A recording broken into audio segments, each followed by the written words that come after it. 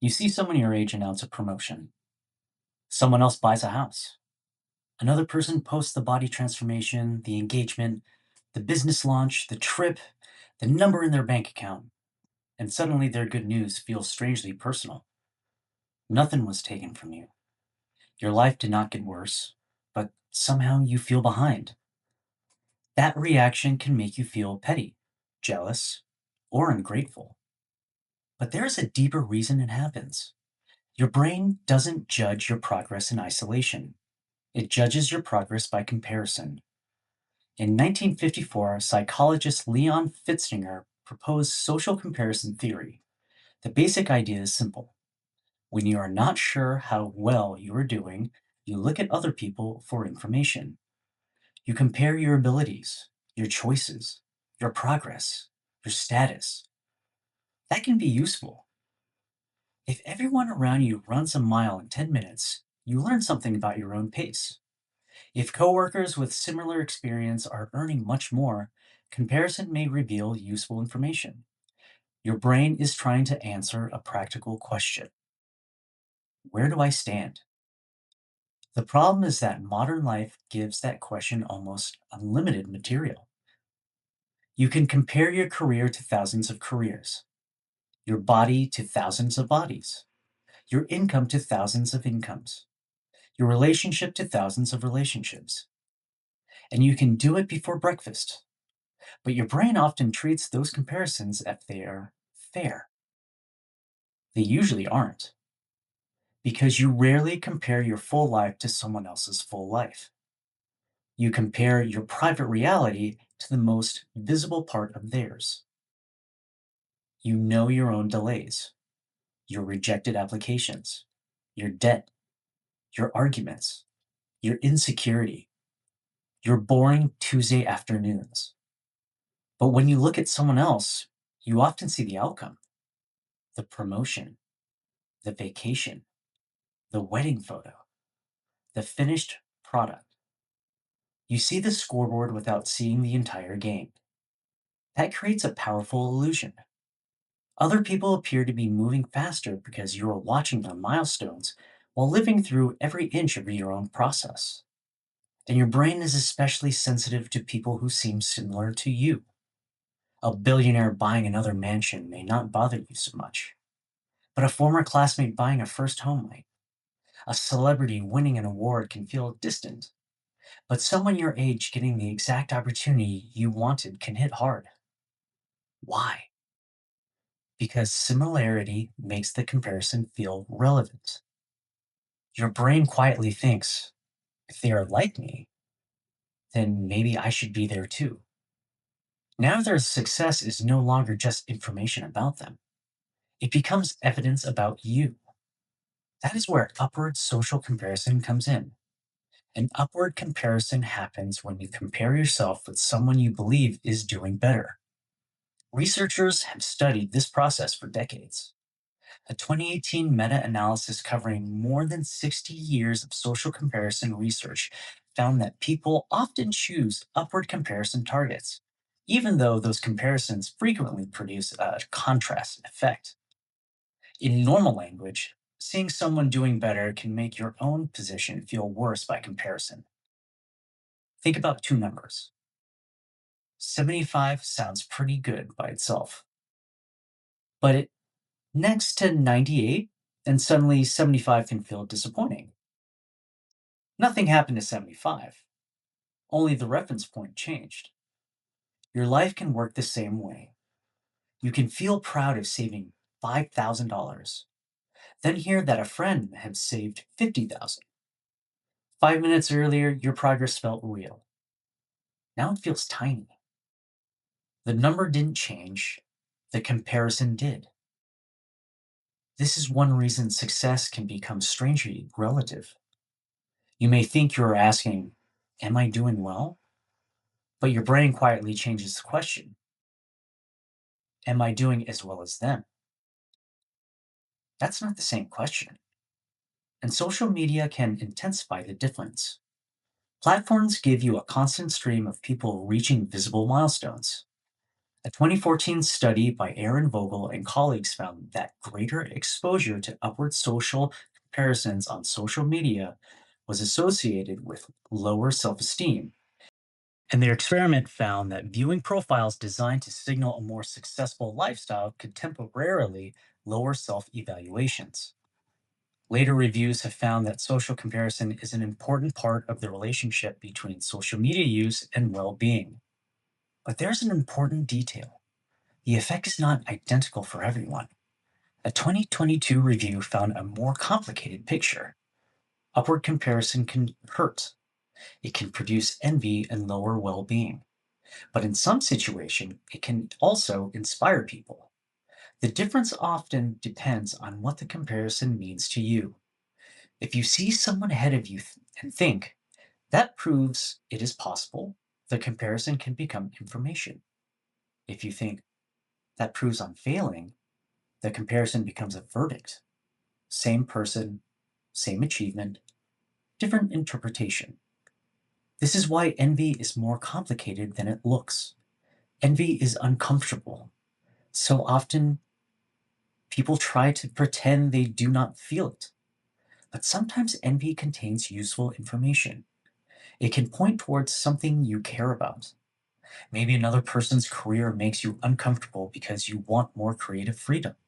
Maybe their fitness progress bothers you because you have been neglecting your health. Maybe their financial success stings because security matters deeply to you. That doesn't mean you should resent them. It means your reaction may be showing you a desire you have not fully acknowledged. The emotion becomes dangerous when you turn desire into self-condemnation. They have it, I don't. Therefore, I'm behind. Behind whom? And according to what clock? That word behind hides an assumption.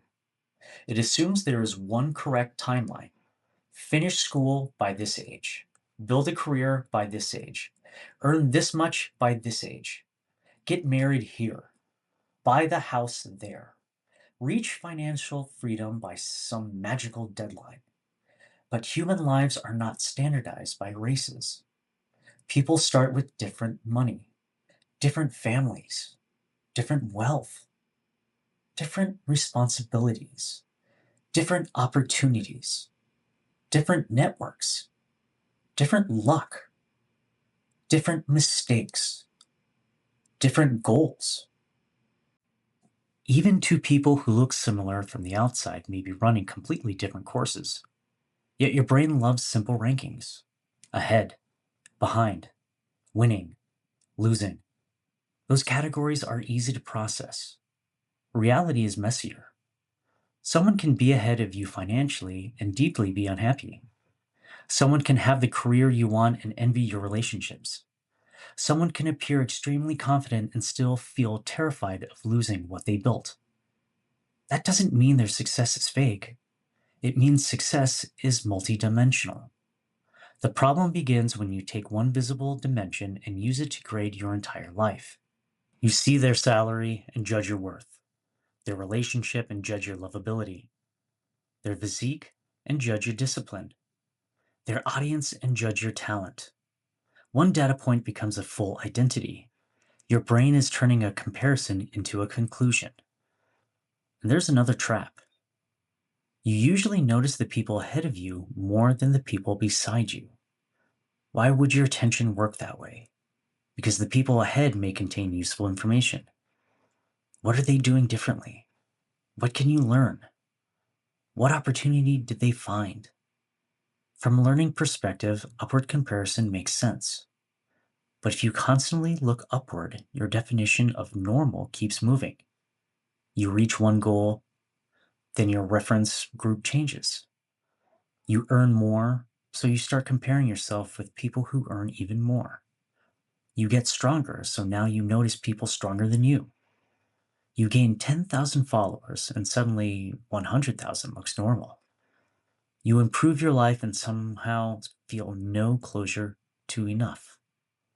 The finish line moves because the comparison group moves with you. This is sometimes called the hedonic treadmill when it involves adaptation to improve circumstances. You get used to what once felt exciting. Then you need another increase to recreate the same feeling. Social comparison can add a second treadmill beside it. Not only do you adapt to what you have, you keep updating who counts as ahead. So what do? You don't need to eliminate comparison. That is probably unrealistic. Comparison is part of how humans understand themselves. The goal is to make comparison more intelligent. First, separate inspiration from evaluation.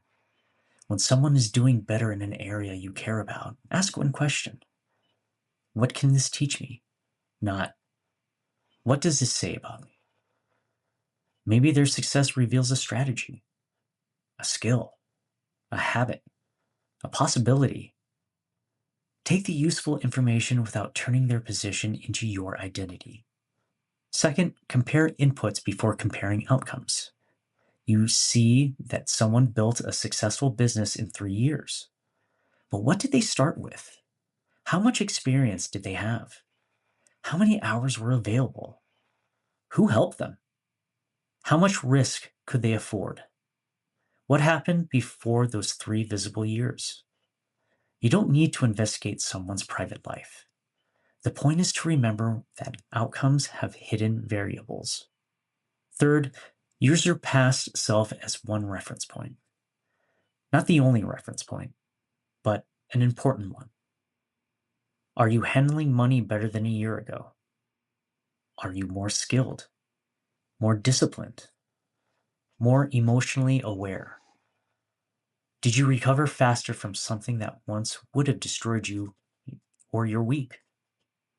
Progress often becomes invisible when you stare only at people farther ahead.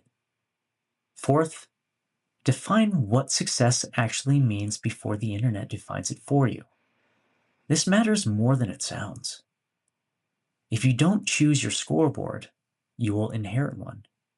Income, followers, titles, appearance, luxury, speed.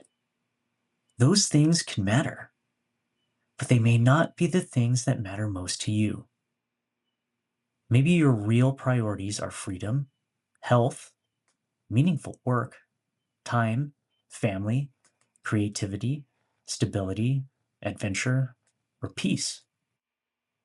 A life can look slower from the outside while moving directly toward what you actually have. Finally, when someone's success triggers you, try not to shame the reaction. Get curious about it. What exactly hurts? Is it the achievement? Or the fear that you will never have it? Is it jealousy? Or grief over a goal you stopped pursuing? Is it insecurity?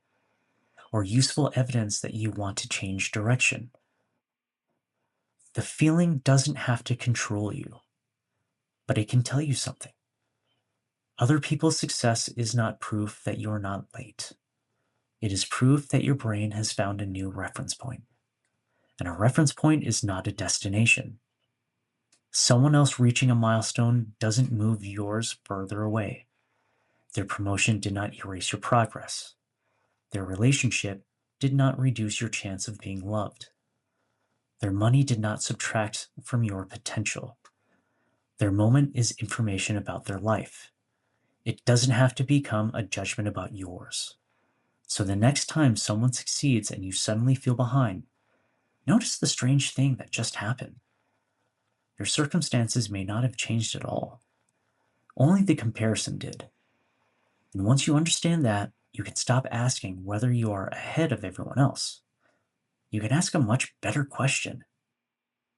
Am I moving toward the life I actually want?